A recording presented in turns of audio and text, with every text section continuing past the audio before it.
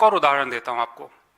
2025-26 के पहले हाफ में मैन्युफैक्चरिंग ग्रोथ रेट 8.4% दिखाई दी इनके आंकड़ों के अनुसार, लेकिन जो कोर इंडस्ट्रीज का आंकड़ा था, कोर ग्रोथ इंडस्ट्रीज जो मतलब रियल डेटा है, उसके मुताबिक 2.9% बढ़ा। तो ये एक और डिस्क्रिपेंसी दिख गई कि एक तरफ आप कह रहे हैं 8.2 और जो दिख रहा है वो है 2.9।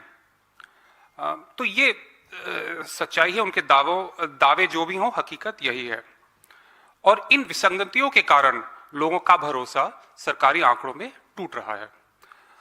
अब आते हैं रुपये पे।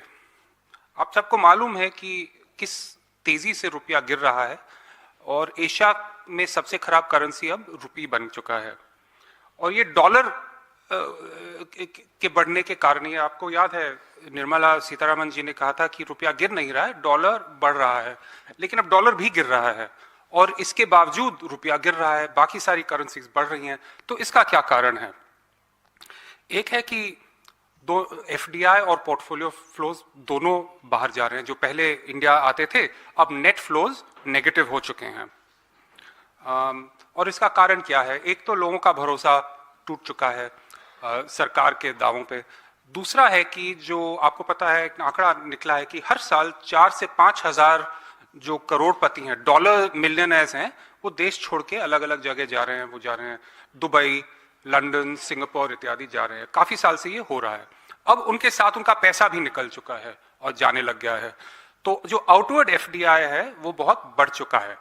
तो एक तरफ लोग कहते हैं कि मेक इन इंडिया हो रहा है, ईज ऑफ डूइंग बिजनेस बेहतर हो रहा है, लेकिन ये जो हमारे पूंजीपति हैं, जो हमारे इन्वेस्टर्स, वो अपना पैसा बाहर ले रहे हैं। पहले अपने आप को बाहर ले चुके थे और अपने रेजिडेंसी को बाहर ले चुके, अब अपना पैसा बाहर ले रहे हैं। तो अगर हमारी अर्थव्यवस्था इतनी बेहतरीन है, इतनी अच्छी है, तो ये क्यों हो रहा है? ये सवाल, इसका जवाब है नहीं। और ये काफी मतलब 18.5 बिलियन डॉलर्स पिछले साल बाहर से भारत की इक्विटी मार्केट से निकले हैं। 18.5 बिलियन डॉलर्स, और दिसंबर में ही 4 से ज्यादा बिलियन डॉलर्स बाहर निकले।